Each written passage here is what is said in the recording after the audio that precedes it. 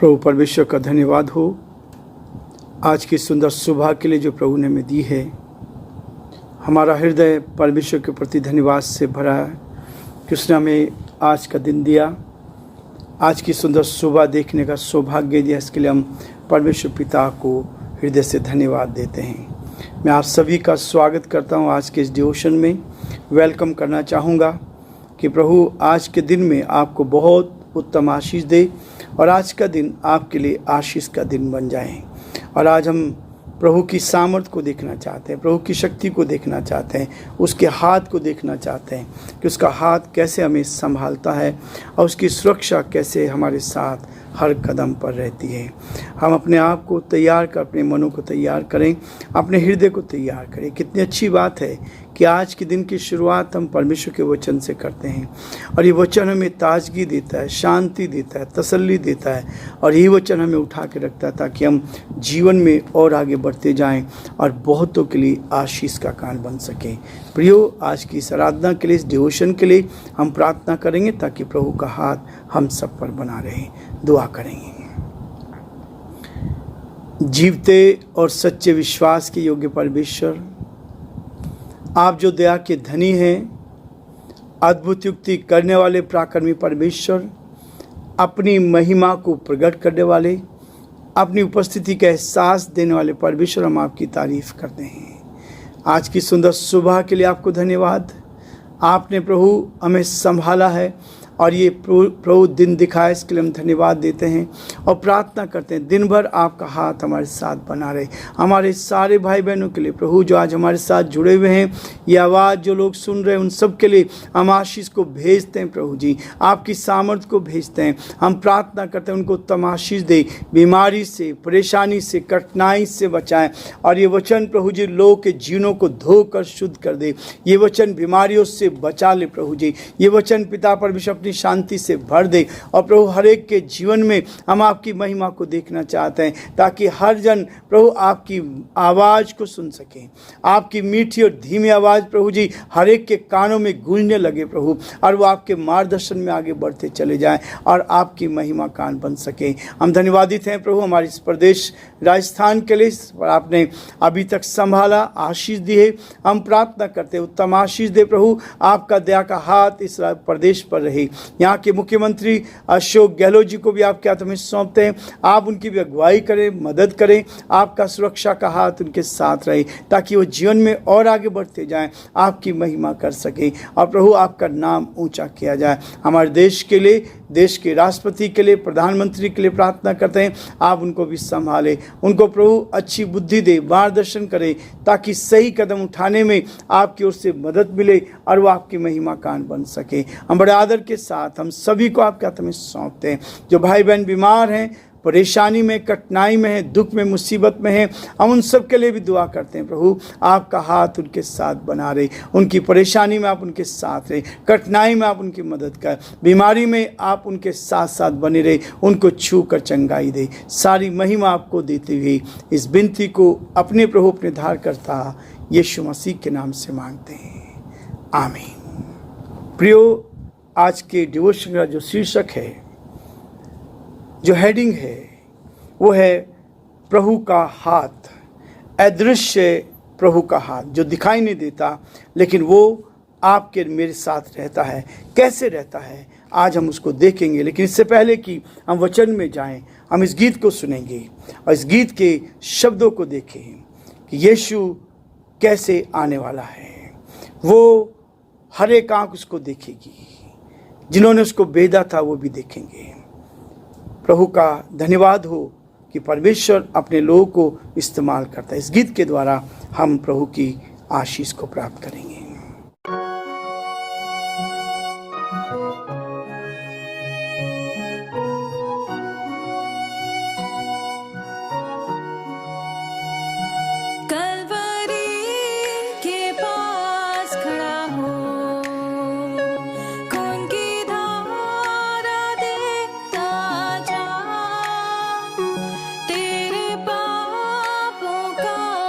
यही दान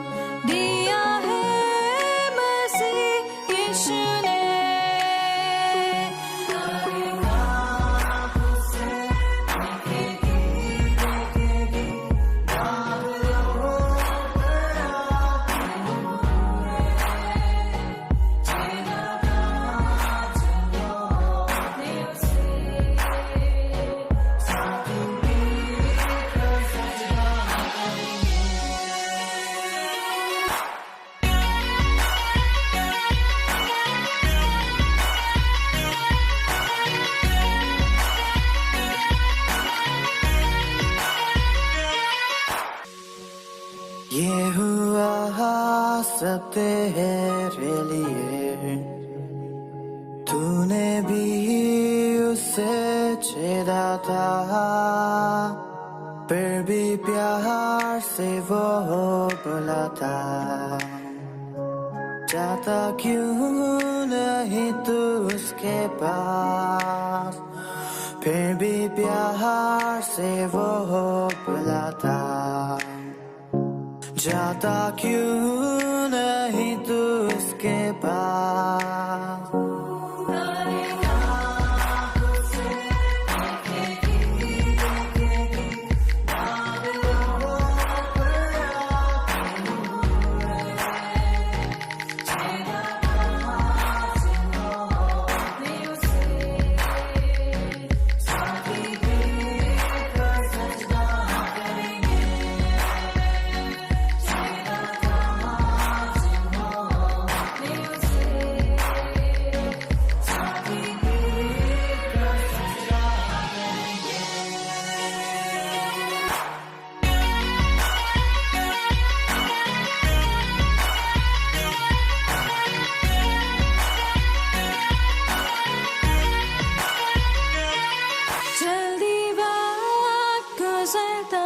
जाता है, रात अंधेरी आती है, तौबा कर दरवाजा होगा बंद।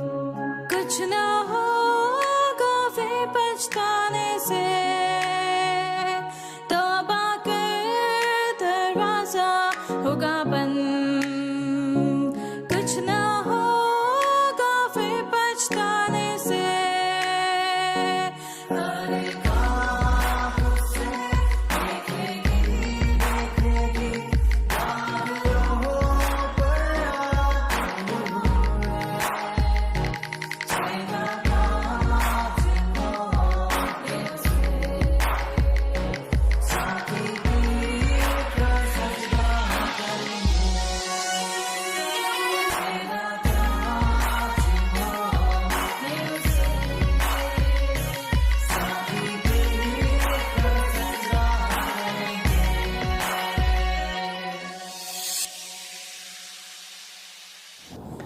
धन्यवाद हो परमेश्वर का इन बच्चों के लिए कि परमेश्वर ने इनको ये टैलेंट दिया है ताकि वो प्रभु की महिमा के लिए गा सके और आगे बढ़ सके। आप इनके लिए प्रार्थना करें ताकि आगे बढ़ते जाएं और प्रभु की महिमा करें और परमेश्वर के नाम को ऊंचा उठा पाएं। आज हम देखना चाहते हैं कि परमेश्वर का अदृश्य हाथ, उस परमात्मा का अदृश्य हाथ हमारे साथ कैसे बना रहता है। प्रियो, वचन में लिखा है प्रेरित काम उसका 11 अध्याय और उसके 21 पद में प्रभु का वचन इस बात को कह रहा है। 21 पद कहता है, प्रभु का हाथ उन पर था और बहुत लोग विश्वास करके प्रभु की ओर फिरे। प्रभु का हाथ उन पर था, यानी परमेश्वर आत्मा है।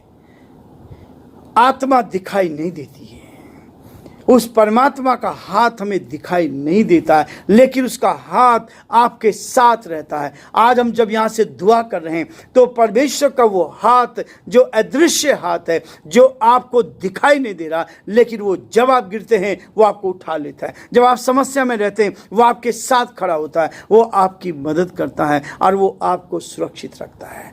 प्रियो, ये कहता है उसके हाथ के द्वारा हम उद्धार को प्राप्त करते हैं। ये उद्धार प्राप्त करना आसान नहीं है। लोग उद्धार प्राप्त करने के लिए कितने जत्न करते हैं, कितनी तपस्या करते हैं कि उनको मोक्ष मिल जाए, उनको उद्धार मिल जाए, उनके पापों से छुटकारा उनको मिल जाए, उनके जीवन में शांति मिल जाए। लेकिन ये अदृश्य हाथ है जो प्रभु परमेश्वर का अदृश्य हाथ है जो आपके साथ रहता है, जिसमें वो आपको उद्धार देता है। और उद्धार क्या है?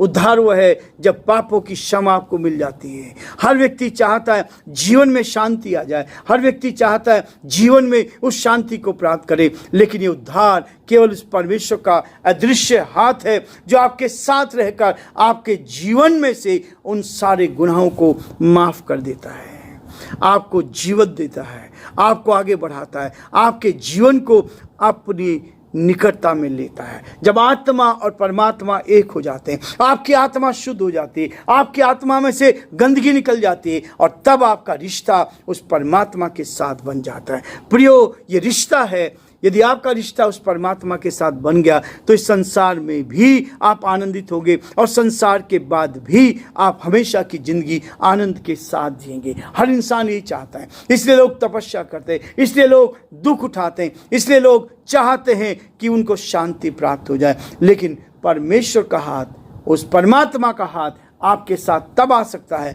जब आप अंदर से शुद्ध हो जाएंगे, आपका उद्धार होगा। वो आपको उद्धार देता है, वो आपकी मदद करता है, वो आपको अपने हाथों में रखता है ताकि आप उसकी सुरक्षा का एहसास अपने साथ निरंतर कर सकें।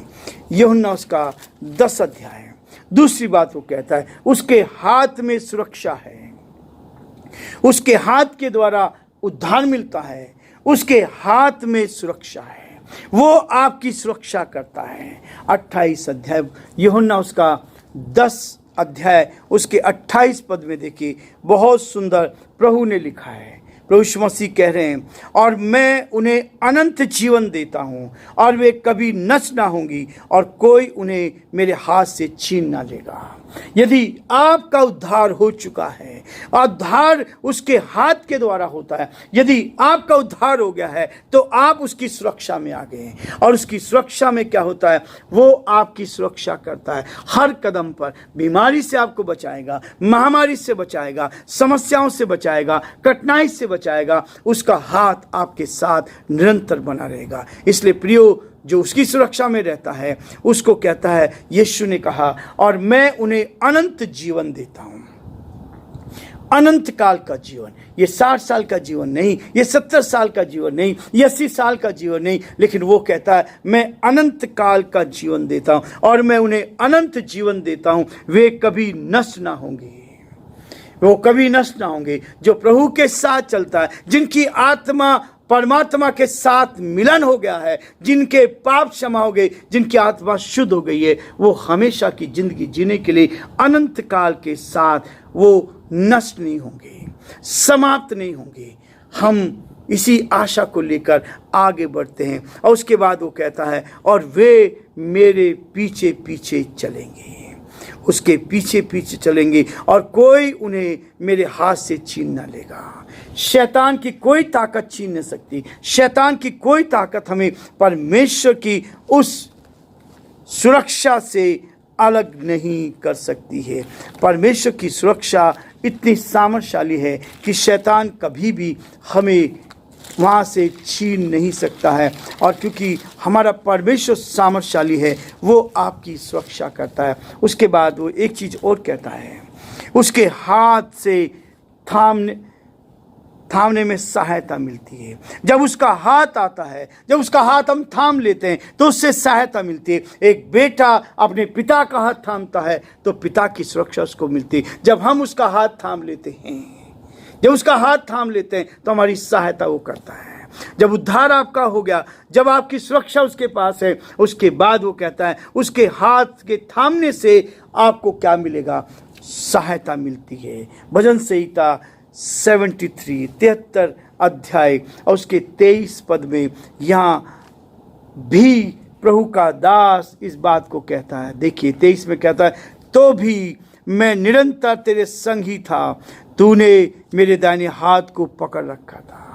परमेश्वर हर समय आपके साथ रहता है। जब कभी एक्सीडेंट होता है, हम देखते हैं गाड़ी बहुत बुरी तरह से नष्ट हो गई है, समाप्त हो गई, टूट गई है, लेकिन लोग कहने लगते हैं कोई ना कोई अदृश्य शक्ति थी जिसने इनको बचा लिया। ईश्वर का हाथ कहता है जहां आप जाओगे वहां मैं तुम्हारे साथ रहूंगा, मैं सहायता करूंगा और अपने धर्म में दाहिने हाथ से मैं तुम्हें संभाले रखूंगा।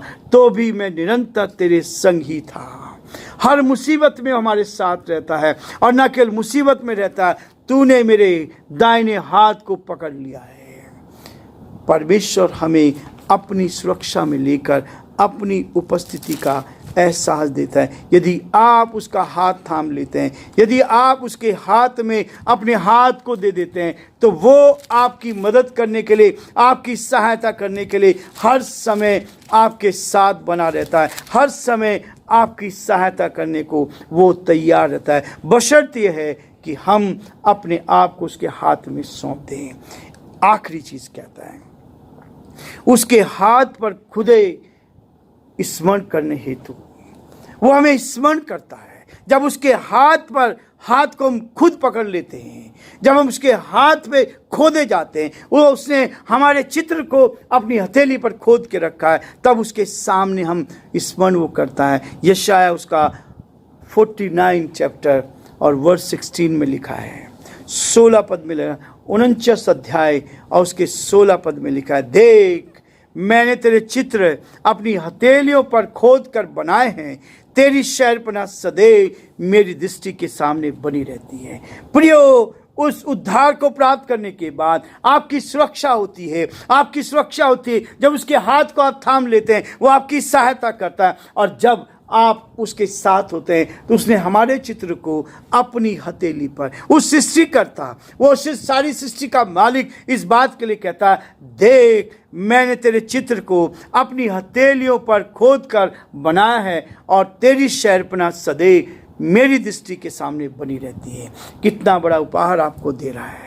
परमेश्वर की सहायता हर कदम पर आपके साथ है। प्रियो, प्रभु आप सबको बहुत आशीष दे और प्रभु का हाथ आप सबके साथ रहे। अपना हाथ उसके हाथ में दे दे, उद्धार को प्राप्त करे, पापों की क्षमा प्राप्त करे, तब आप देखेंगे उसके हाथ से आपको सुरक्षा मिलेगी। वो अब जब आप उसका हाथ थामेंगे तब आपकी सहायता होगी। और आखिर में वो कहता है, मैंने तेरे चित्र को अपनी हथेली पर खोद के बनाया। प्रभु आप सबको बहुत आशीष दे और प्रभु का हाथ आप सब पर बना रहे।